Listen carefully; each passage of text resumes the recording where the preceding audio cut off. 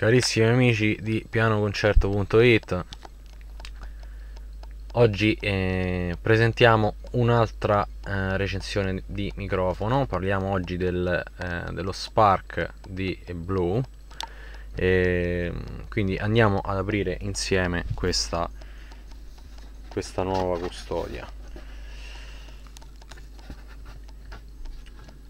Dunque, a differenza degli altri microfoni che solitamente vengono forniti con un case in alluminio, questo microfono della Blue viene invece fornito con un case in legno. Vediamolo. Ok, andiamo quindi ad aprire il case e vediamo al suo interno cosa si nasconde. Dunque, la prima cosa che ci salta all'occhio è un libretto con al suo interno le solite informazioni del microfono. Noi, come per gli altri microfoni, andremo a osservare i grafici di risposta in frequenza. Dunque, nelle prime pagine viene fatto vedere il montaggio dello shock mount e l'alloggiamento del microfono su di esso, e in questa seconda parte invece viene fatto vedere come montare il pop filter, dal momento che questo microfono viene fornito di un pop filter Blue. Allora, vediamo il solito diagramma di risposta in frequenza e vediamo che anche il microfono Blue Spark, che ricordo è un entry level in ambito professionale, e ha comunque una buona curva lineare. Il guadagno notiamo che è superiore rispetto all'HG 420 che avevamo recensito l'altra volta, al momento che l'HG, se vi ricordate, aveva un guadagno di massimo di circa 4 decibel. Questo microfono invece ha un guadagno, specialmente alle basse frequenze, come potete vedere qui proprio all'inizio, di circa 10 decibel. Vediamo che i grafici sono sovrapposti, vediamo un grafico, una linea arancione e una linea rossa. Dunque, questo microfono possiede il cosiddetto focus control, che fa in maniera tale di focalizzare il suono con un livello di dettaglio diverso. In realtà questo focus control non è altro che un filtro taglia basso, quindi un low cut, come abbiamo visto anche per l'HG, che taglia appunto le basse frequenze e le attenua di circa 20 decibel dai 70 Hz fino a circa i 120 Hz. Vediamo che rimane abbastanza lineare e costante l'andamento fino ai 10 kHz, dove poi inizia inevitabilmente l'abbassamento di risposta a alte frequenze. Dimenticavo di dirvi anche sulla prima recensione che abbiamo fatto dell'HG che i grafici di risposta in frequenza sono dei grafici che vengono detti semi-logaritmici, proprio perché sull'asse delle ordinate, quindi sull'asse delle y, abbiamo dei valori lineari. Vedete infatti che diciamo, l'intervallo numerico che intercorre tra un numero e il suo successivo è sempre costante: meno 20, meno 15, meno 10, 0, più 10, più 15, più 20. Quindi abbiamo in sostanza un andamento di più o meno 5 decibel ogni volta che ci muoviamo dalla quota 0. Mentre sull'asse delle X, come vedete, partiamo con 70 Hz, 100 Hz, 200, 300, 500, andiamo a 1000 e al successivo è 2000 Hz, 5000 Hz, 10.000 e 15.000. Quindi questa non linearità viene rappresentata appunto tramite diciamo un grafico semi-logaritmico. Vediamo il diagramma polare, che è di tipo cardioide, come potete ben vedere, e chiaramente sui diagrammi polari abbiamo diciamo, gli angoli di cattura audio a seconda della frequenza. Quindi anche qui c'è una risposta in frequenza, questa volta non per la pressione sonora, ma per appunto l'angolazione di ripresa. Nelle altre pagine del manuale vedrete alcune tecniche di registrazione, come registrare una voce, come registrare una chitarra acustica, come registrare una chitarra elettrica, batterie, sassofoni, pianoforte, e chiaramente per il pianoforte c'è bisogno di due di questi microfoni, e vediamo come ci vengono date delle immagini di registrazione stereo. In particolare questa è la tecnica AB, e vediamo anche un'altra tecnica di immagine stereo, che è quella appunto di posizionare uno capo rispetto all'altro i due microfoni con un'angolazione di 90 gradi tra le due capsule. Per passare per ultimo alle specifiche tecniche, il tipo di microfono è un condensatore, diagramma polare cardioide, è l'unico. Abbiamo visto invece che sull'HG potevamo selezionare tre diversi tipi di polar partner, ovvero che erano cardioide, era un altro omnidirezionale, un altro figura 8. In questo caso abbiamo solo il cardioide. Abbiamo una risposta in frequenza dai 20 Hz ai 20 kHz, quindi ai 20.000 Hz, e altre cose importanti: impedenza d'uscita 50 ohm, e il massimo livello di pressione sonora registrabile, che arriva a 128 decibel. Anche questo, essendo un microfono a condensatore, richiede una elettrificazione appunto della capsula con una tensione di 48 volt in corrente continua, ovviamente. Dunque vediamo, il peso è di circa 1,25 libbre e le dimensioni sono lunghezza 7,76 pollici e il diametro 1,77 pollici. Gli accessori inclusi sono il filtro anti-pop, lo shock mount e chiaramente questo case in legno.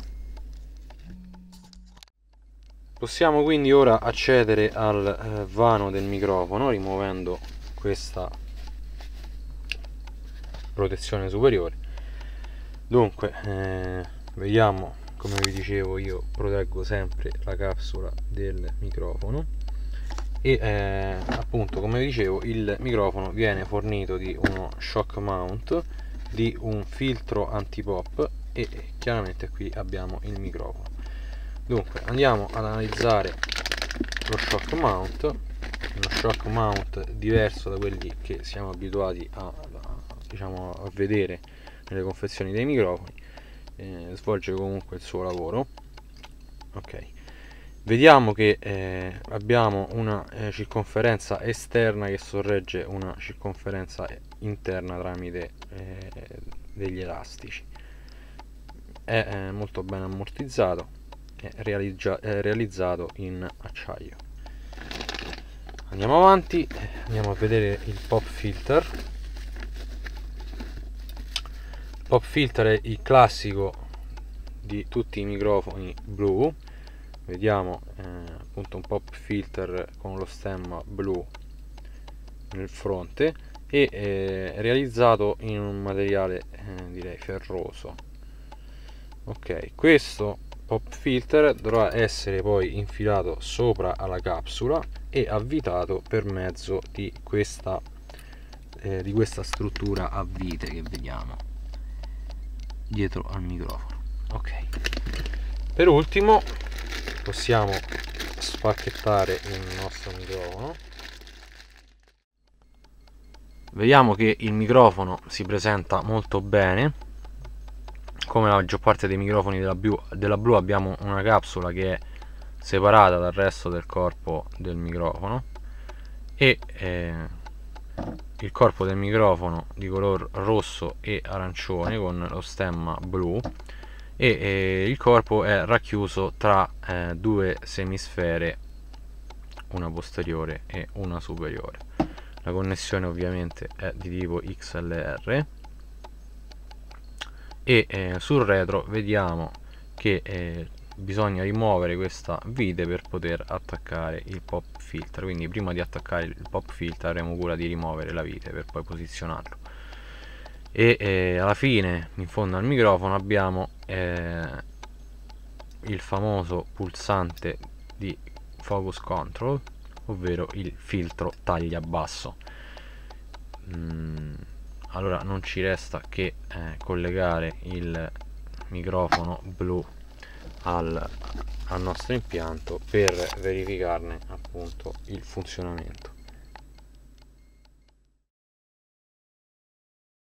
Bene, abbiamo montato finalmente il microfono nel suo habitat, nel suo alloggiamento.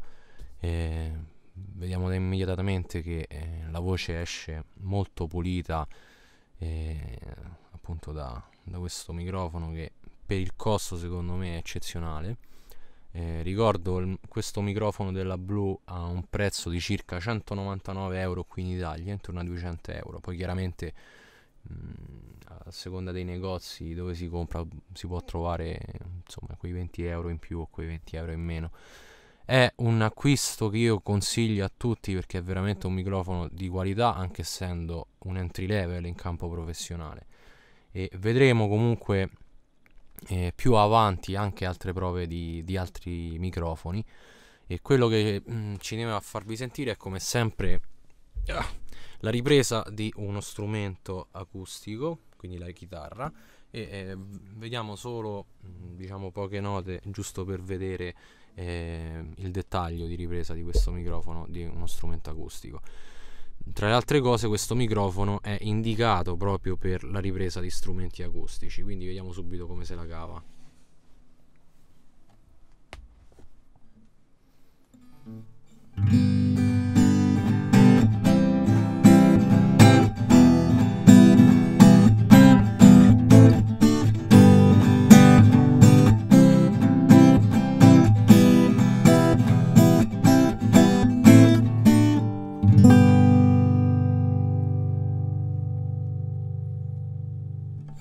Anche questo microfono ha un suono molto bello, come l'HG. Questo microfono forse dà un po' di enhancement alle frequenze alte, quindi questa è una cosa che aiuta molto appunto la registrazione di strumenti come la chitarra acustica, dove se avete fatto caso nella precedente review dell'HG avevamo un suono più come dire rimbombante sulle frequenze basse.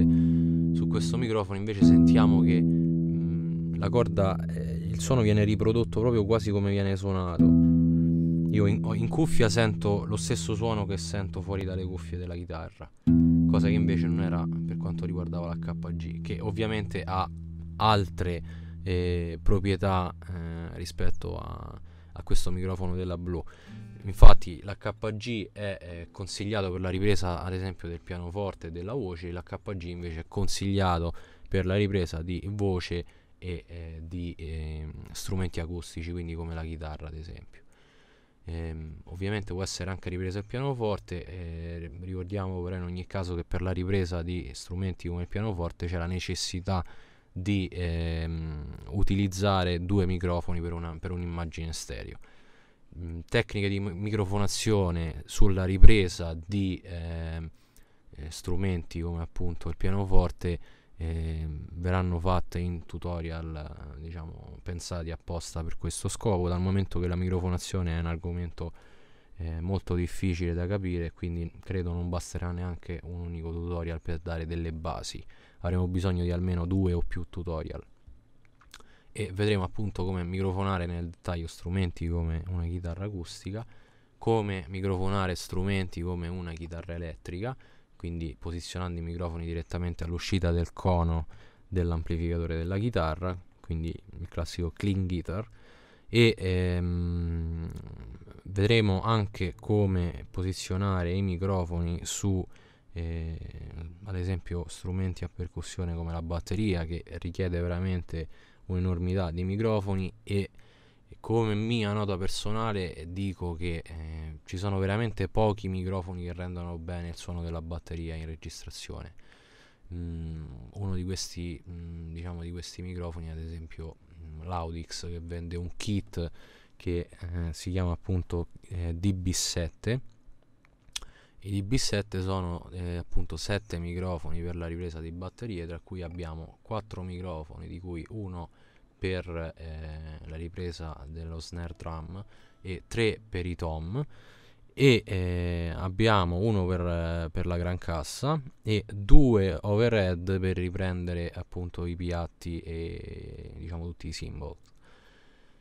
Per questa review abbiamo finito e quindi vi lascio con al solito una registrazione diciamo che utilizza anche degli effetti. Questa volta ho registrato un pezzo di We Are The World di Michael Jackson, un piccolo omaggio, e spero vorrete proseguire a seguire i nostri video tutorial.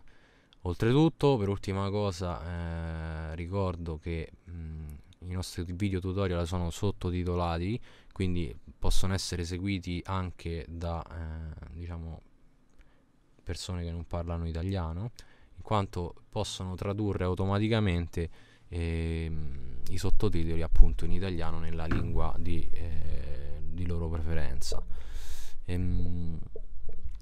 L'ultimissima cosa, come al solito, io vi raccomando e vi invito a visitare il nostro sito internet, non mi stancherò mai di dirlo, all'indirizzo www.pianoconcerto.it, e abbiamo un forum, quindi registratevi anche sul forum. È una procedura che richiede veramente pochi secondi, perché non c'è neanche bisogno di confermare tramite email l'iscrizione.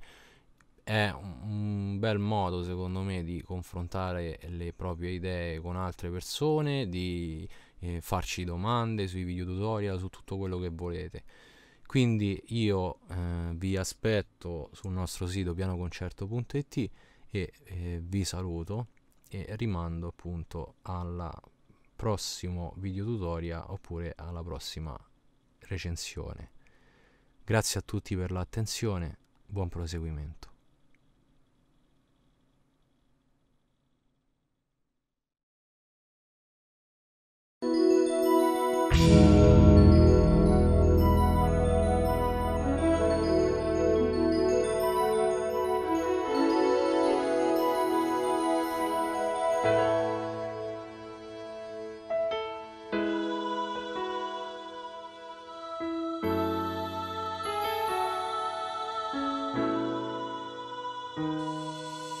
There comes a time when we heed a certain code, when the world must come together as one.